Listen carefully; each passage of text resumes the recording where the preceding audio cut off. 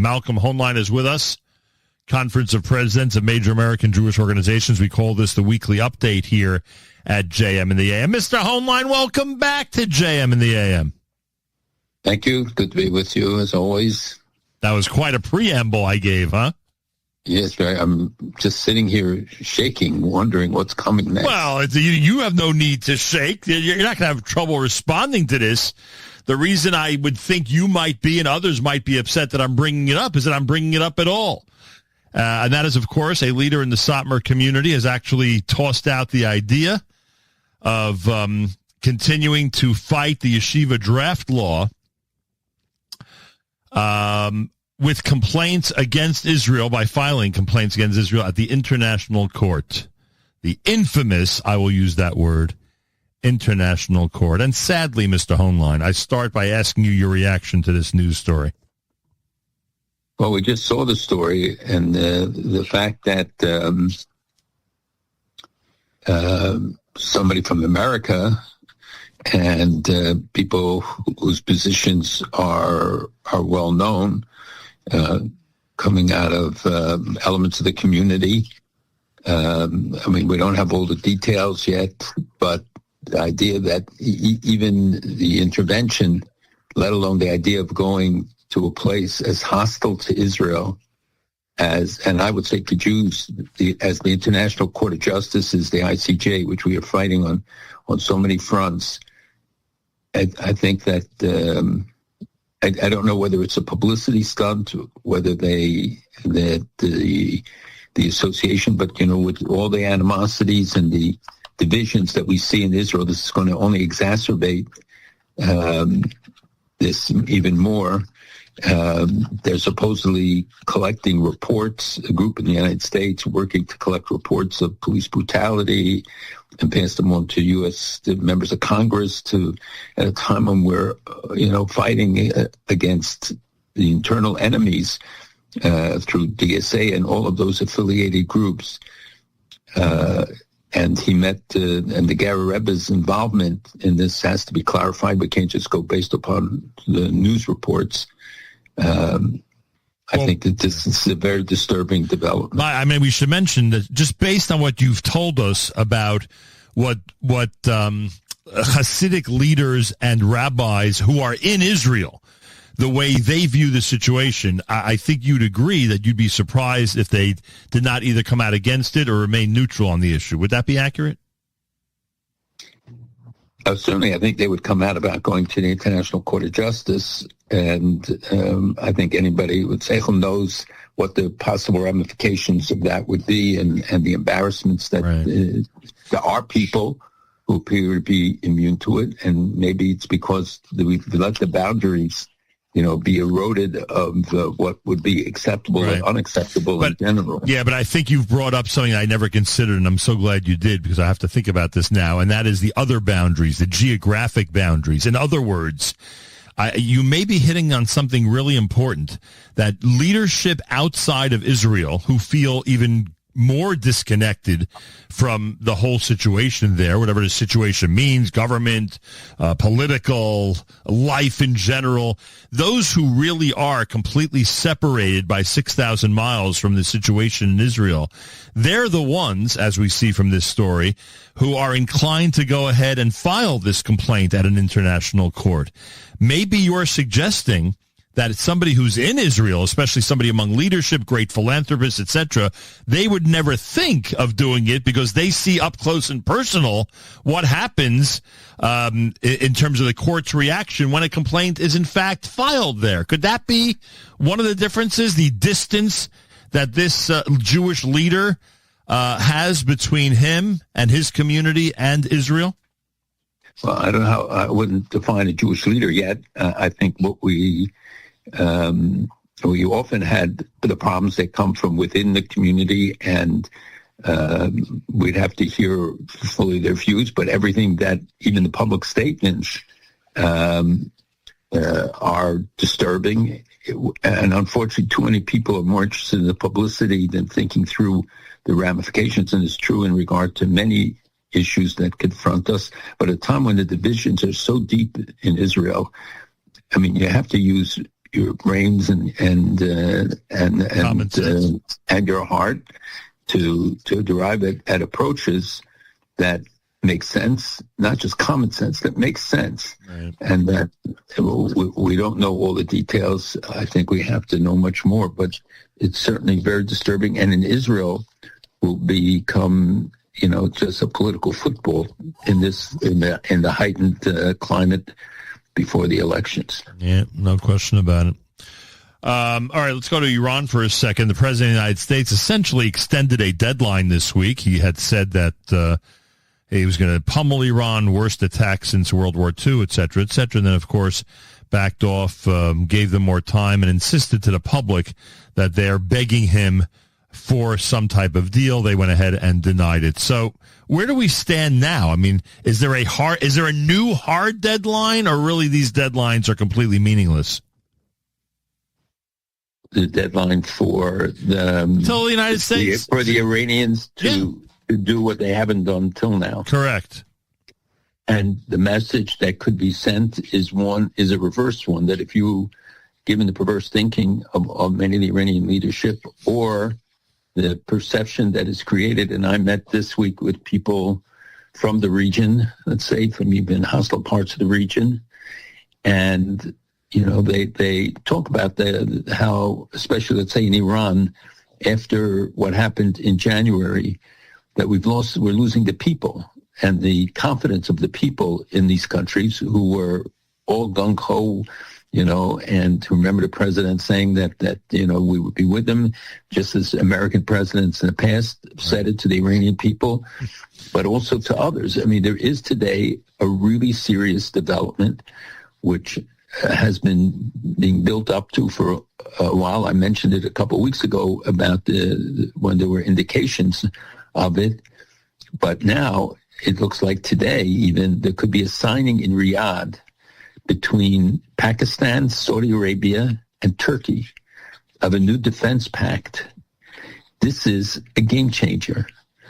Now, I don't believe that Turkey is going to send, airplanes to bomb the Houthis to defend Saudi Arabia. But Saudi Arabia, with all the billions, hundreds of billions more that they've spent on weapons, never proved that they were able to execute and to properly provide and to take on the Houthis, for instance. They did participate in with the United States in some attacks on Iraq, on the militias, Iranian-backed militias in Iraq.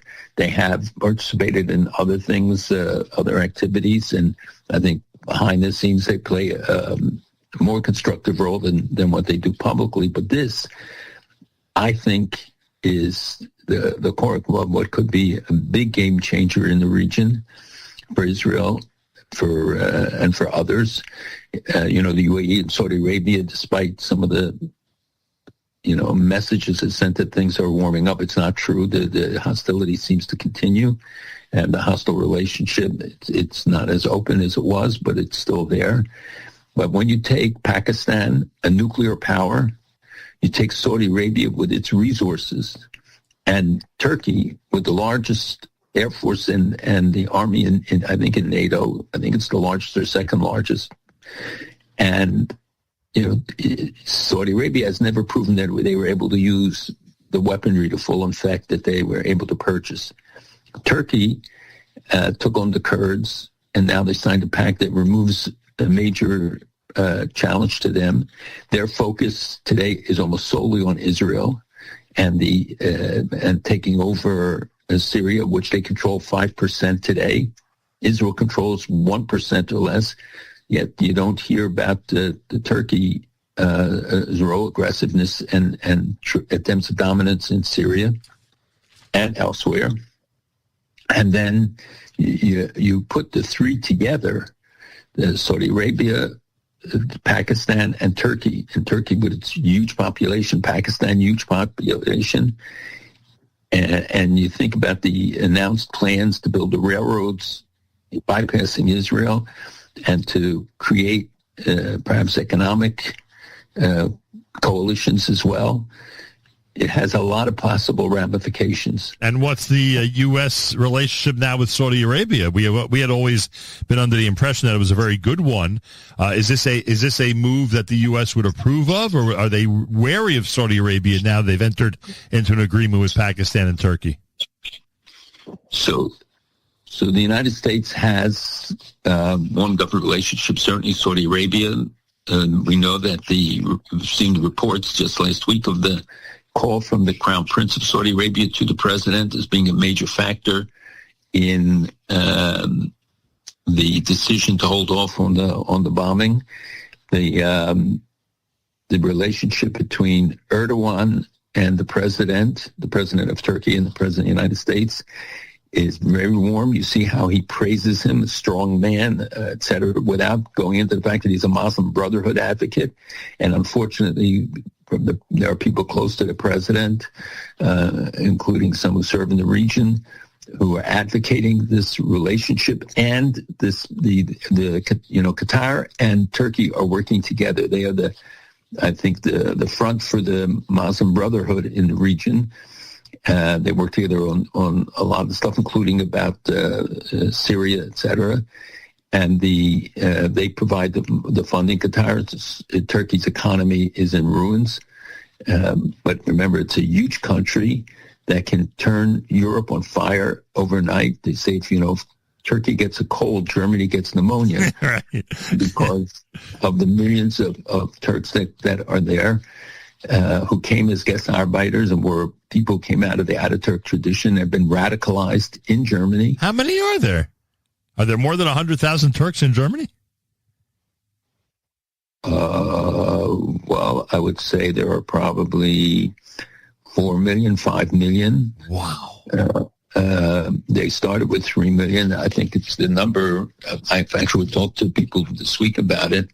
Is much larger, and of course they also go to other parts of Europe because of the Schengen Agreement. You don't stop people at borders,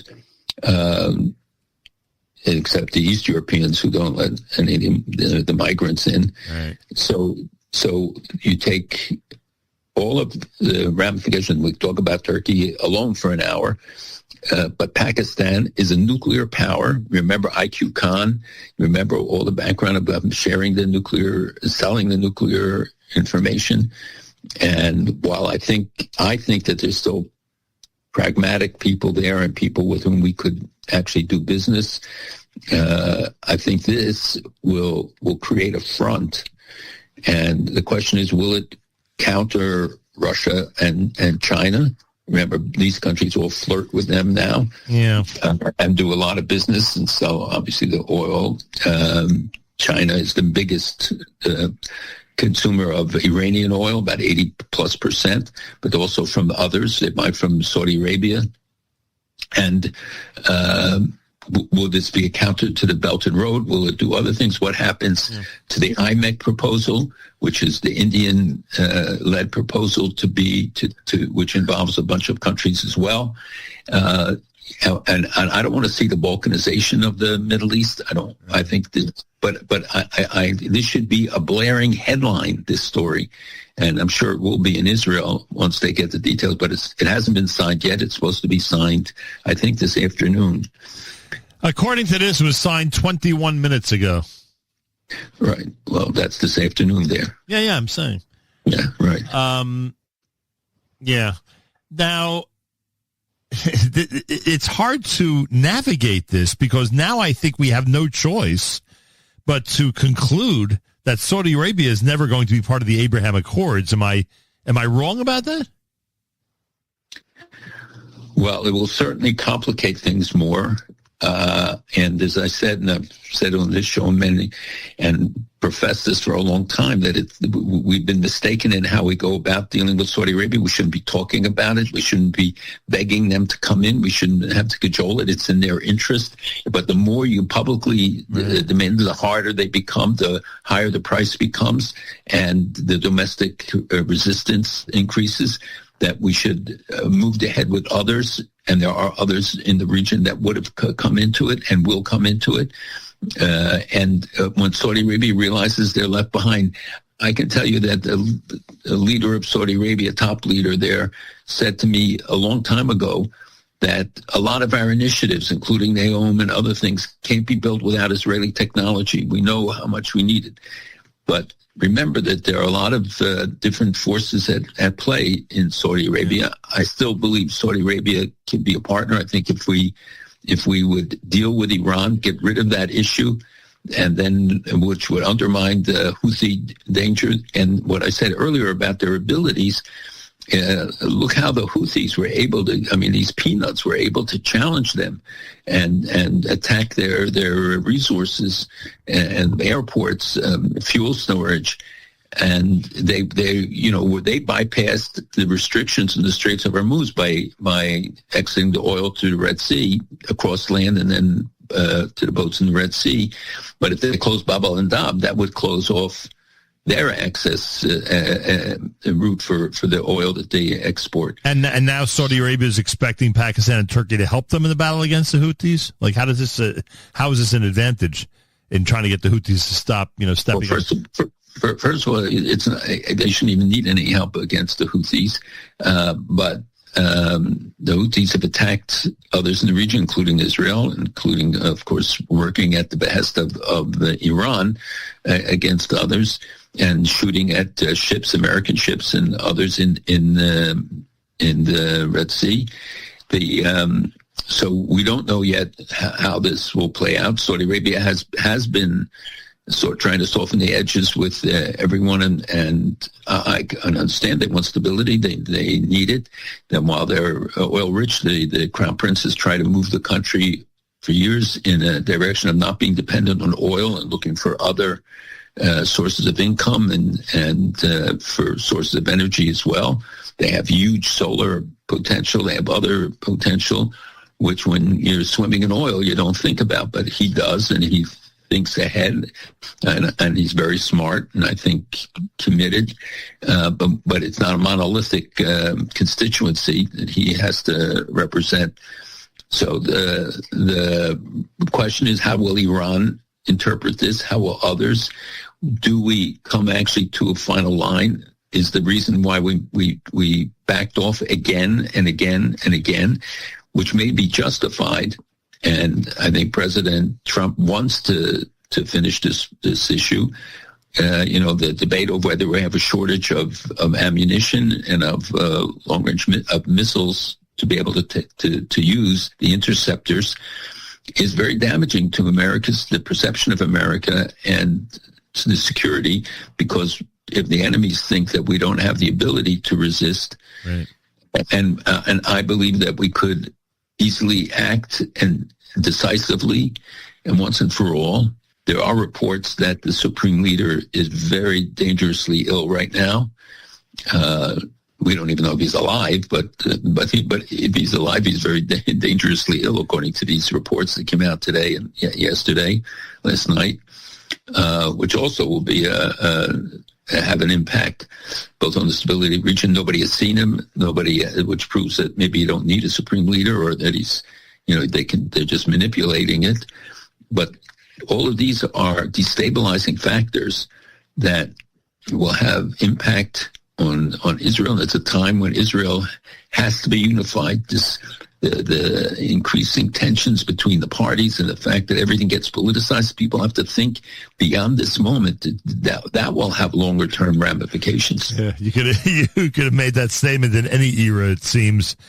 That's what always seems to be the case in the political situation in Israel. It's America's one and only Jewish Moments in the Morning radio program, heard on listeners-sponsored digital radio around the world at NachumSegal.com and the Nachum Segal Network, and of course the beloved NSN app. Before I get back to the Turkey thing, which I will in a second, so Turkish population in Germany. It's amazing how accurate you are. I was only off by like millions and millions. Here it says there's 1.4 million with Turkish citizenship, 3.1 million with a migration background from Turkey, and 7 million in Germany who identify as ethnic Turks. Wow. I just got a lesson in world population. That's pretty amazing. Also, is Erdogan the de facto leader of this new alliance? Is that how it will be viewed?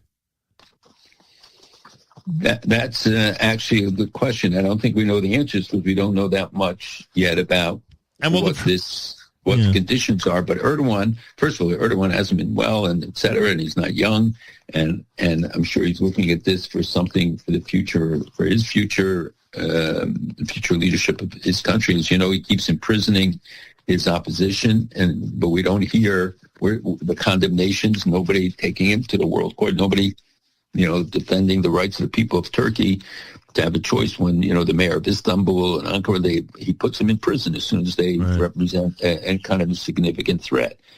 So he's very involved inside Syria, not just in Syria. And now they're signing this peace deal with the Kurds, the PKK, even to the point of supposed disarmament, enables him to focus on other issues. There are still a lot of tensions between Turkey and Greece, and people think it's all quiet. It's not quiet at all. And if there's not a decisive outcome in Iran, that will have an impact too. They say whether the West has the commitment and the staying power and the ability to really pursue its needs, and this is an essential need, which is to destroy the regime in Iran. I'm trying to find if there's any reaction yet from Jerusalem. Do you think the Prime Minister is going to make a statement regarding this new agreement? I think it'll be very hard for him not to. He may leave it to others to do, because I don't know that he'll want to be associated with this, because then they'll point to it and say that Israel's position is weakened. But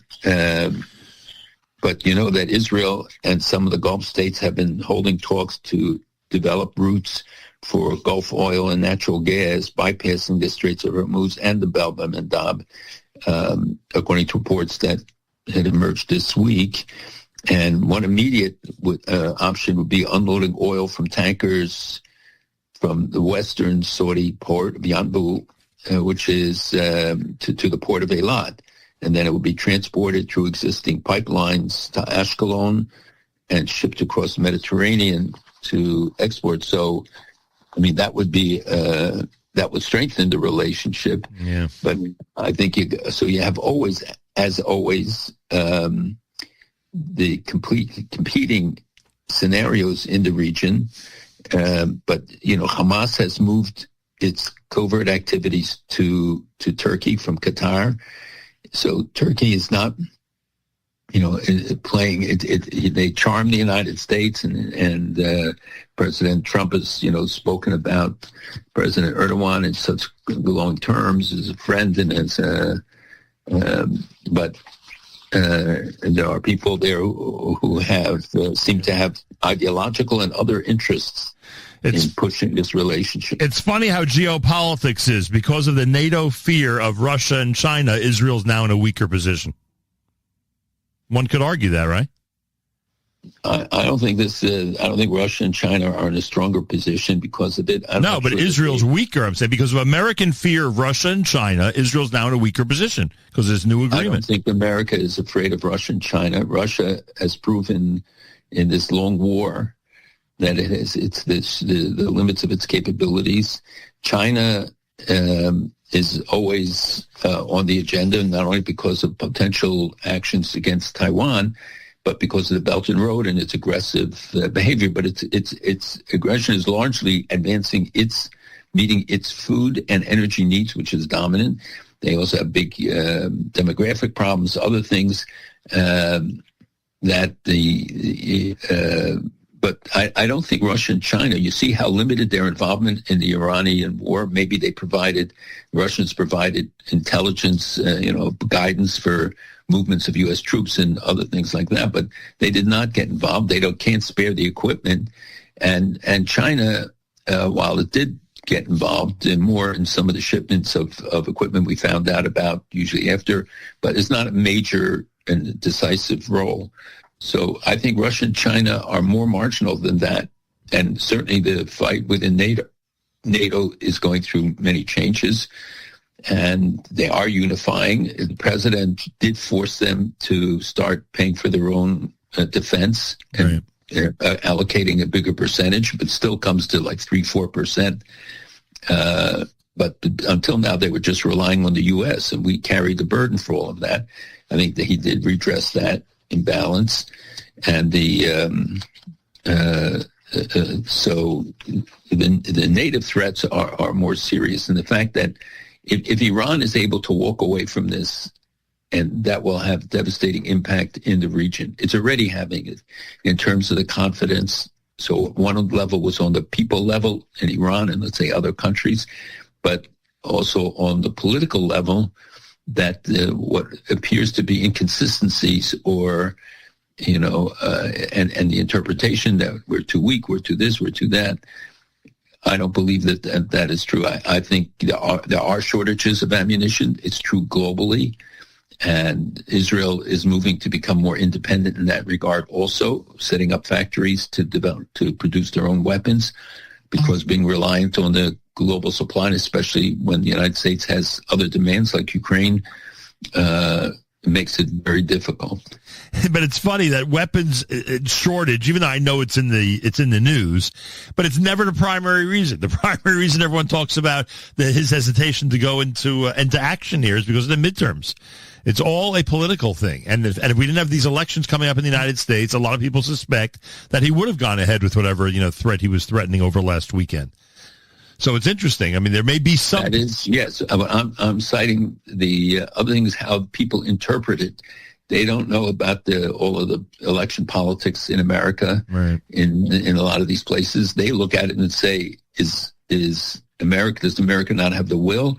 Do they have a secret agreement? Do they not have the weapons to do it?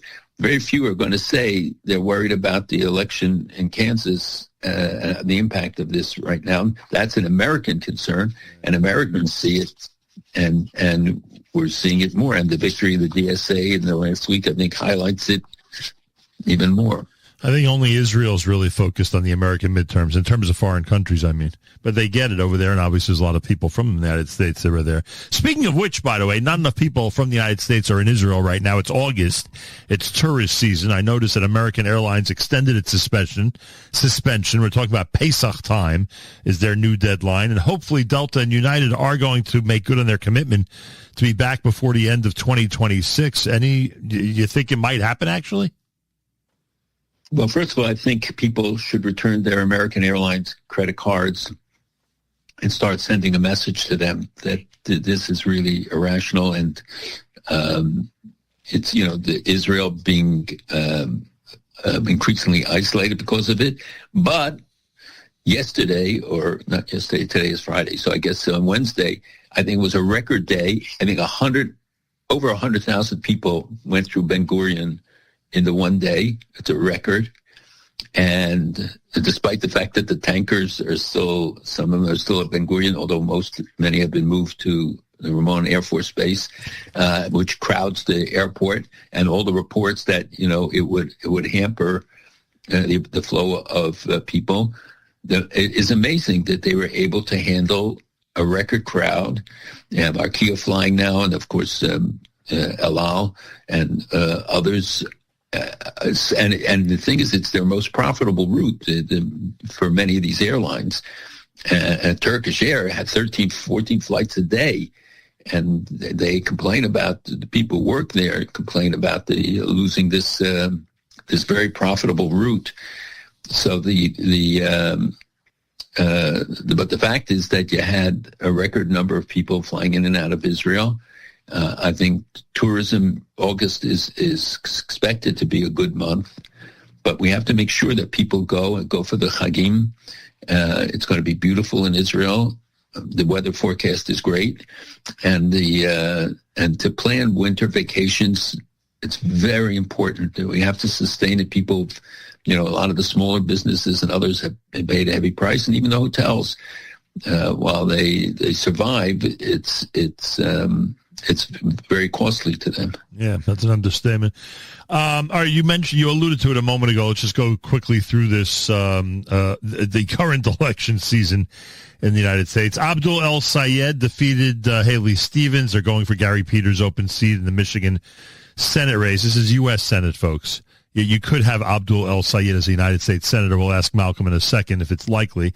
In the Michigan 12th, Tlaib was renominated. Okay, can't do much about an incumbent like that. I was a little surprised that Cori Bush lost in Missouri's 1st to Wesley Bell. I don't know if you were surprised by that or not. AIPAC was obviously a big factor in that race. So we'll take those three unless you know of others. What's your reaction to those three results this week? Well, Cori Bush is not a surprise. Cori Bush lost in the last election, and I think the margin even bigger this time. The others, El Sayed, you have to know how much money was poured into it from outside. People, regrettably, are focusing just on AIPAC and the fact that AIPAC became a distraction in this election or a focus of attention. When this is an American group, they kept painting it as if it's Israel manipulating this. It's the PAC that got involved.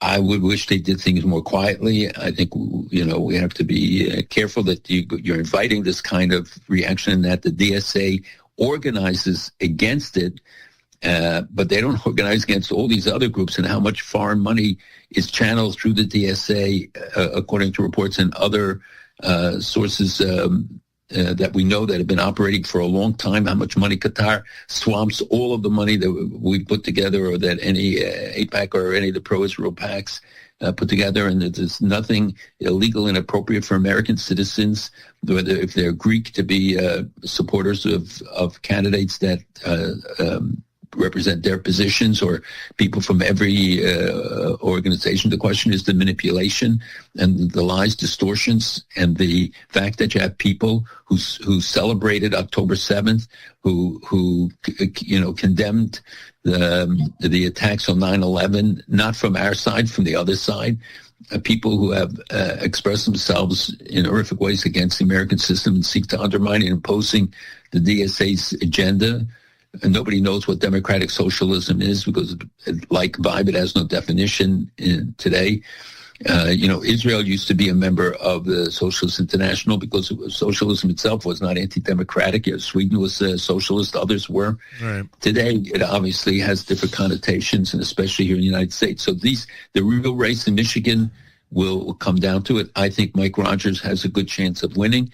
They need to get support. But the key was their ground effort that they organized. They brought people in from all over to work the crowds, to drive people to the polling booths, to facilitate the outcome of a guy whose views are so abhorrent in so many ways, and the promotion then of Mr.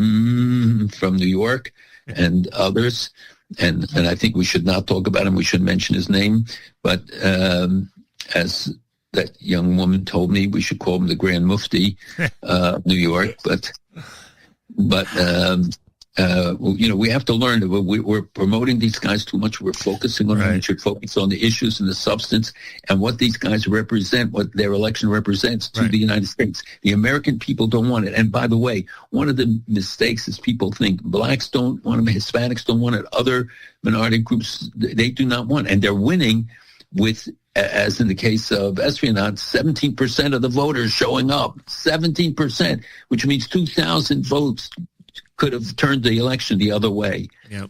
So, again, reminding everybody to register and to turn out. By the way, you're right that it's much tighter than it was, because the projected, a couple of months ago, the projected El Sayed Rogers election was like El Sayed by 60 points. Now, it's basically a 20-point difference, but it is narrowing. So I don't know. I don't know if Rogers can pull this off, but It's at the moment, it's not very close, at least according to the polls. I know that polls aren't always accurate, et cetera, but some of these betting markets are accurate, and nobody has it as a close race right now. So we'll see what happens on that. Also, they do say it's a close race. How close? Which poll has been the closest that you've seen? How many points? 4 points. Really? For Rogers, yeah. Because the betting sites are like... they're not recommending that Rogers will win. It's interesting. Well, we know that the betting sites are often manipulated, and I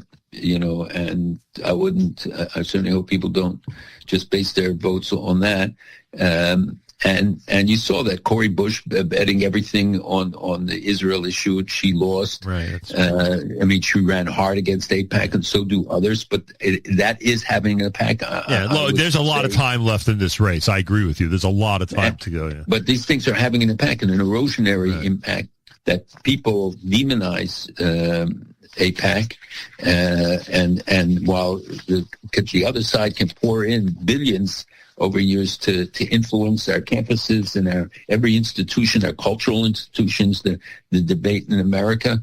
The fact that Americans putting together funds to involve themselves in a domestic election it's certainly an imbalance. I hear that. The other thing, the only other thing is, I think the difference between what you described as, trying to keep people's mouths shut with the AIPAC thing as compared to other things. Like when it comes to the Prime Minister of Israel, I agree with you that sometimes things are better not said, and there are many situations we could, tell people it's just better to remain silent. On the AIPAC thing, it's hard to maintain silence when these days every email, not press release, but every email, announcement, private conversation becomes exposed by somebody, either in the organization or someone affiliated with them, and it's really hard to keep any strategy under wraps in that situation.